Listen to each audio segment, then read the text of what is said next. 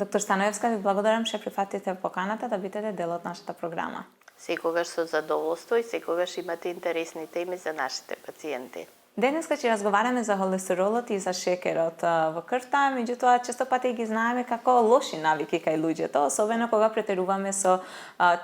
лошата исхрана, ако може да ја наречеме и лоша храна. Дали секогаш холестеролот е лош за нашето здравје? Една од најчестите анализи, кај нашите пациенти во лабораториските резултати секогаш е вкупниот холестерол, триглицеридите и обавезно секогаш кај секој пациент мерење на гликемија.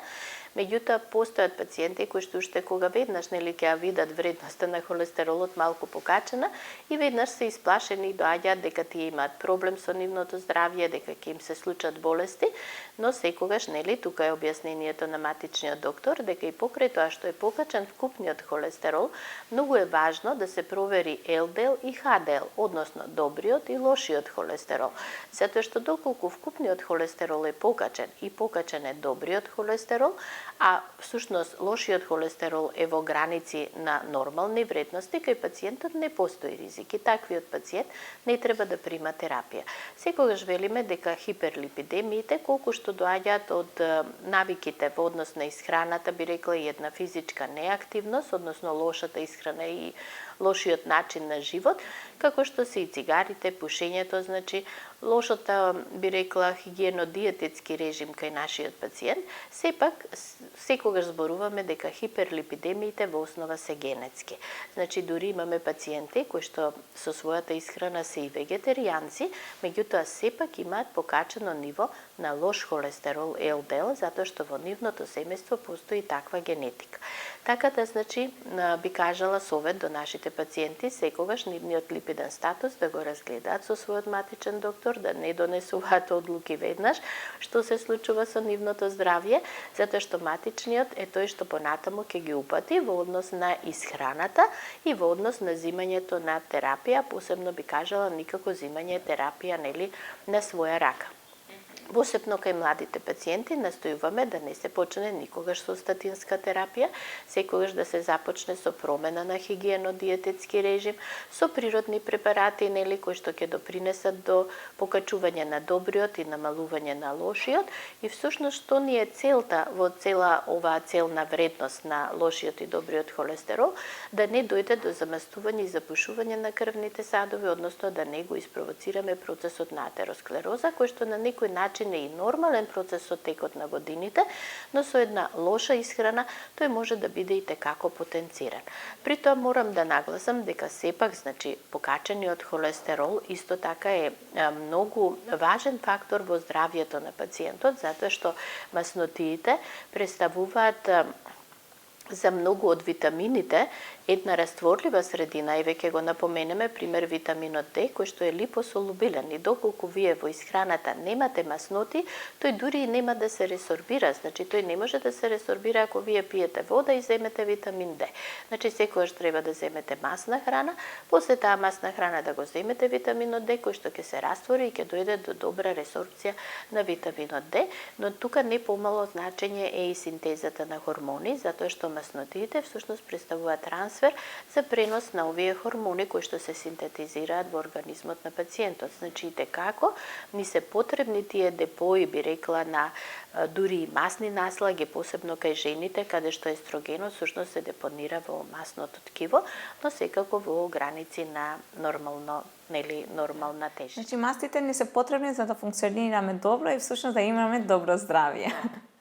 Но освен за витаминот Д за кој е неопходен масната храна, кога кажуваме масна храна, не мислиме валјда на тоа фест фуд или брза храна, туку која храна е неопходна и потребна за да се покаже овој добриот холестерол, а да биде намален лошиот холестерол. Она што постојано го нагласуваме кога зборуваме со пациентот за хигиено-диететскиот режим, зборуваме кај пациентот пред се да има една подобрена физичка активност. Би кажале како би доаѓало до потрошувачка на овие масноти калории, значи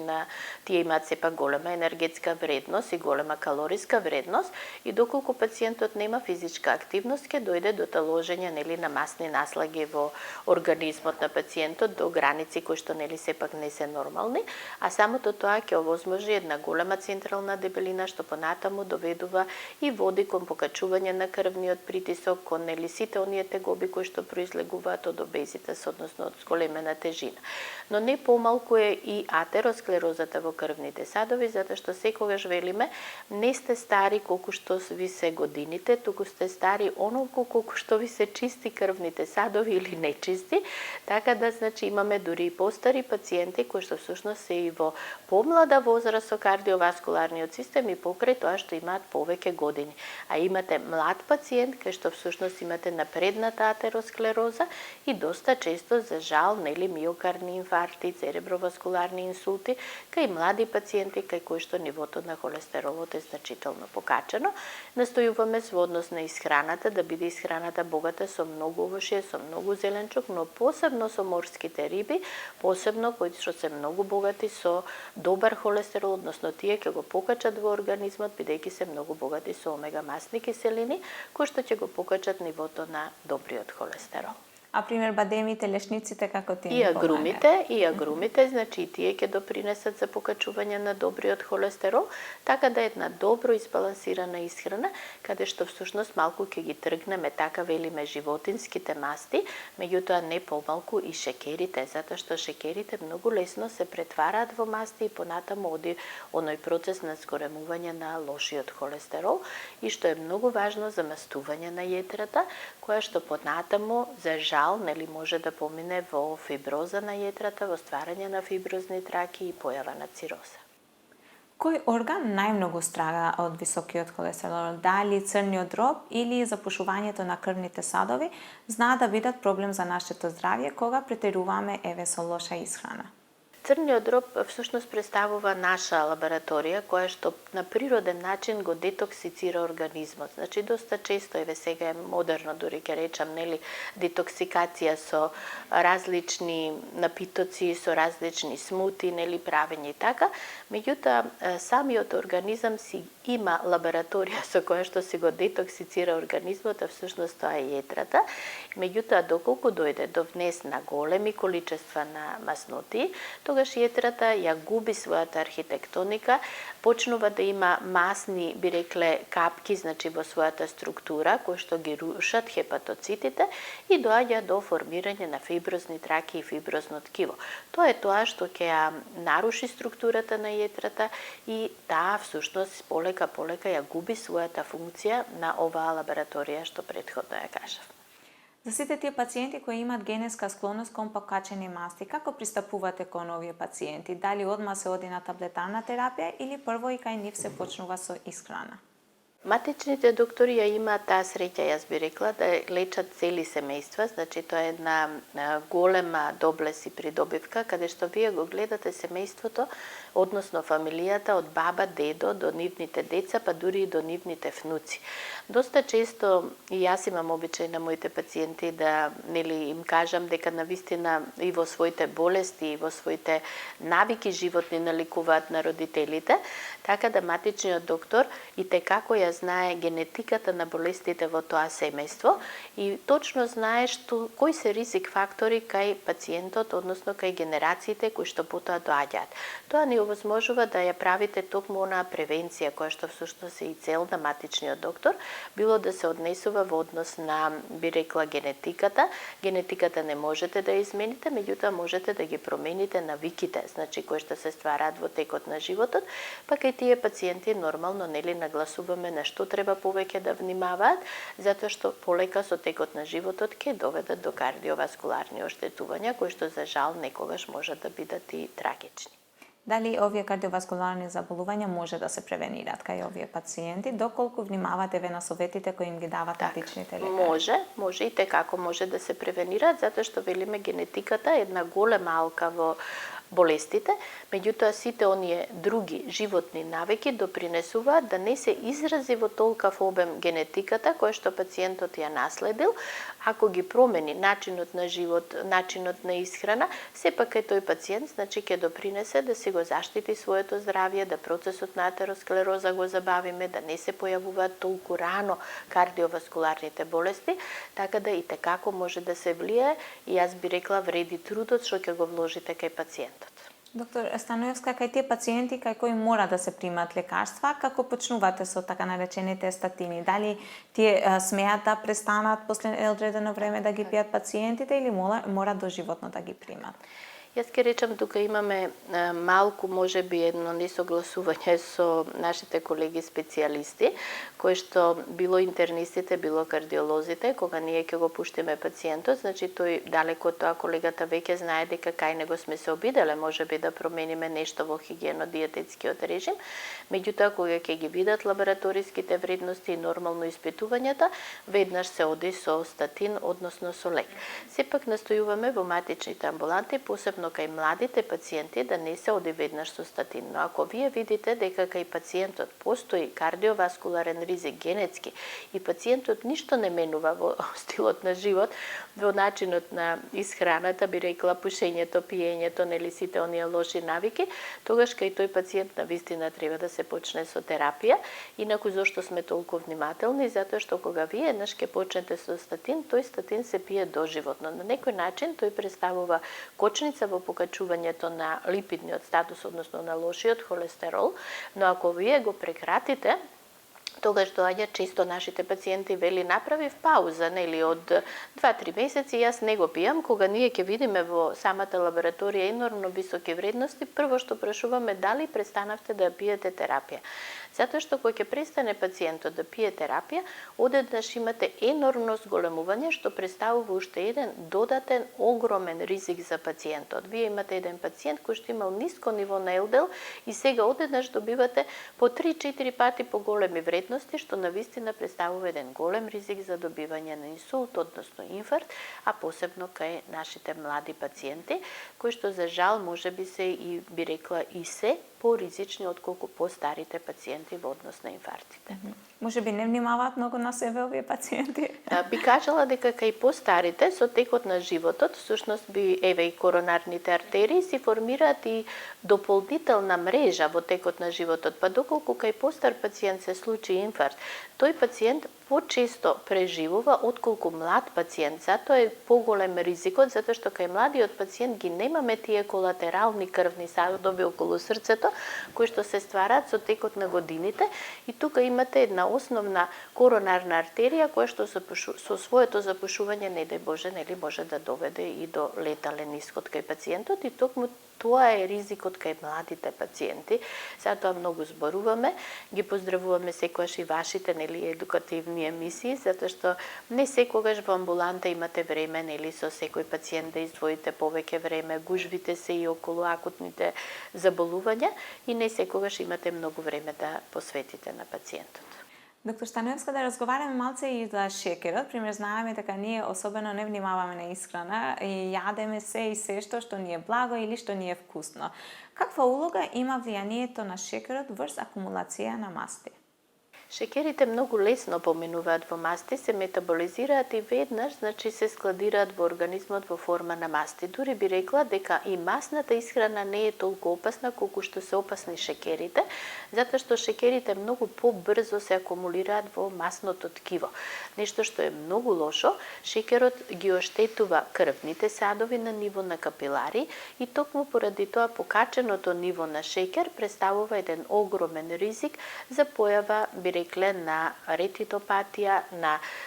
неуропатија и нефропатија. Токму тоа допринесе да во Што значат овие термини, да ги преведеме? Во нашите анализи кога ќе видиме покачена гликемија, значи прво веднаш го ставаме нашиот пациент, би рекла, на диета, правиме сега за среќа во лабораториите и 3-месечен просек од таа гликемија да видиме колку време уназад пациентот има покачена гликемија.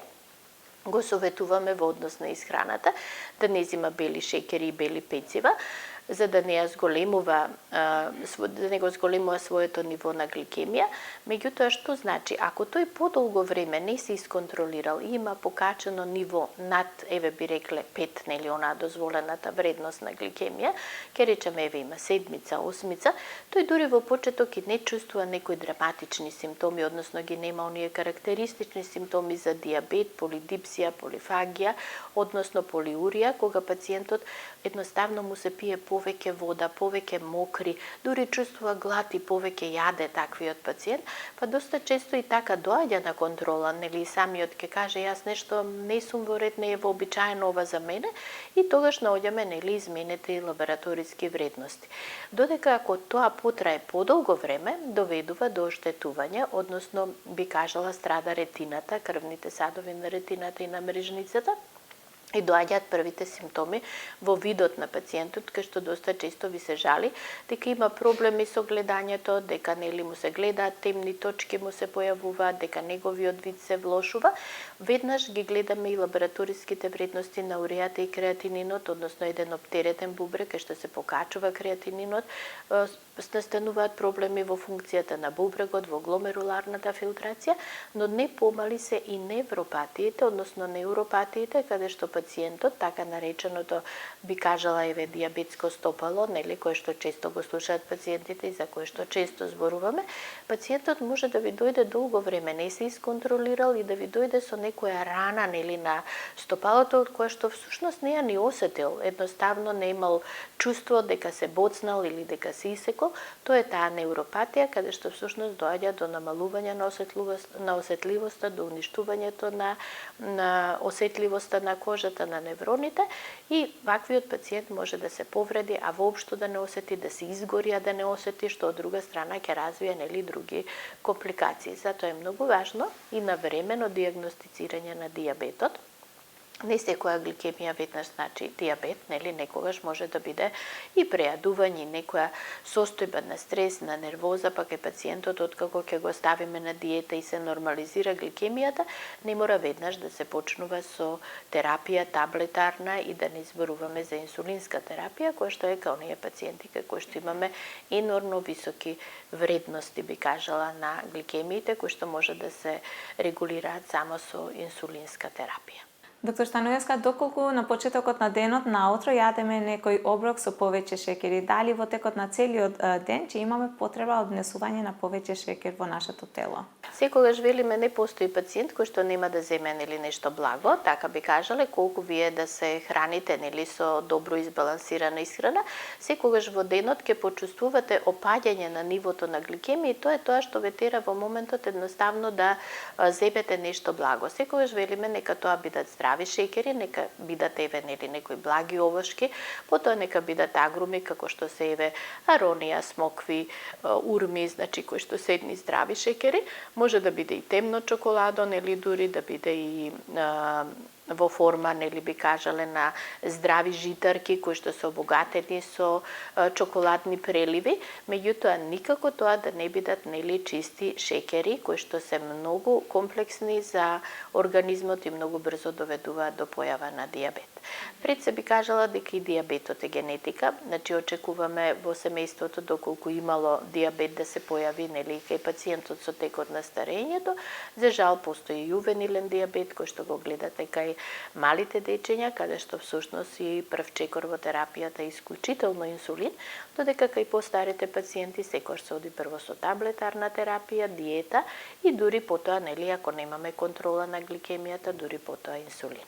Дали ако првим наутро јадеме нешто со многу шеќер, некоја храна, во текот на целиот ден ќе имаме потреба од повеќе шеќер? Тоа е точно, затоа што доколку вие, нели, наутро земете голема количина на шеќер, всушност предизвикувате излачување на голема количина на инсулин, па кај овие пациенти се случува да кога во лабораториските анализи ќе измериме инсулинеми, тие се страшно високи. Тоа е типично, тоа се наши пациенти кои што обично доста често гладуваат и знаат да ви кажат: па јас не јадев цел ден, меѓутоа кога дојдов дома, нели, потоа тоа е доручек, ручек и вечера, така да би рекла, секогаш е подобро да се јадат, нели, мали, а чести оброци, како не би го, би кажала, оптеретувале панкреасот за да излачува голема количина на инсулин. И доктор Становиска, за крај би ве прашала кој страда најмногу од високото внесување на лоши шекери, дали нашиот мозок или нашето тело, нашиот организам? Па пред се, Кој старее поборува? Така. Прво се појавуваат симптомите од страна на мозокот, затоа што тоа е една осетлива материја, која што веднаш со намалувањето на нивото на шекер кај пациентот може да дојде дури и до колапс, до појава на несвестици, до, би рекла, стемнувања, и тој пациент често дури ќе ви колабира. Кога ние ќе измериме гликемија, гледаме дека тие гликемии се под 3,5. Секоја гликемија која што е под 3,5 може да доведе кај пациентот до колапс. Во почеток се јавува и тресење на организмот. Всушност тоа се одбрамбени механизми. Како би кажале кога пациентот ќе колабира, тој всушност ќе си легне, се намалува целата негова физичка активност на минимум, а самото тресење на мускулите може да допринесе само до ослободување на поголема количина на шекер, која што во моментот итекако му е потребна на мозокот, но не помалку страда и срцето, бидејќи тоа е орган кој што нон-стоп работи, така да може да почувствувате и прескоци, екстрасистоли, вознемиреност, тахикардија кај тој пациент, болка во мускулите кои што се оптеретени во моментот, што често се јавува кај спортистите, тремор на мускулите, така да една добро избалансирана исхрана сето ова ќе го тргне. Значи, заклучокот од целиот наш разговор е се што е во умерени дози, Е сепак здраво, така. Ви благодарам многу што бевте дел од нашата емисија. Благодарам и на вас.